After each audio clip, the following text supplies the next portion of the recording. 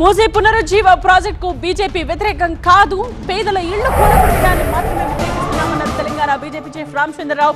మూసీ పునరుజ్జీవ ప్రాజెక్టుపై BJP power point presentation లో మూసీ ప్రక్షాళనకు ఇరిగేషన్ రంగ నిపుణుడు వేదిరే శ్రీరామ్ ప్రత్యామ్నాయాలు వివరించారు.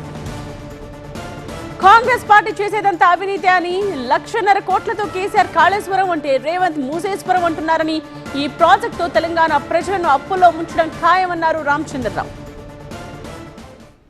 భారతీయ జనతా పార్టీ మూసీ యొక్క సుందరీకరణకైతే ఏంది, ప్రక్షాళనకైతే ఏంది వ్యతిరేకం కాదు.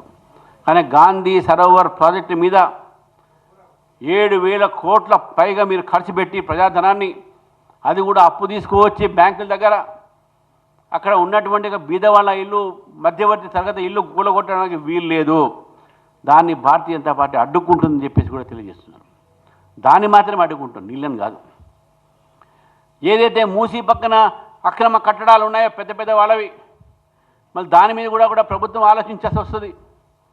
ఎవరిచ్చారు పర్మిషన్ వాళ్ళకు? ఇక్కడో బీదవాళ్ళు, అక్కడో బాగా డబ్బున్న వాళ్ళు ప్రాజెక్టులు కడతా ఉన్నారు. మళ్ళీ వాళ్ళు కట్టవచ్చు, వీళ్ళు మాత్రం ఇక్కడ ఉండకూడదా? ఎస్టీపీలు, ఈటీవీలు ఒక నిర్మాణం చేయండి. దాని ద్వారా ఫ్లడ్ పడే వాటర్ని క్లీన్ చేయండి. తద్వారా ఫ్రెష్ వాటర్ మూసీలు వస్తుంది. మూసీని క్లీన్ చేయండి.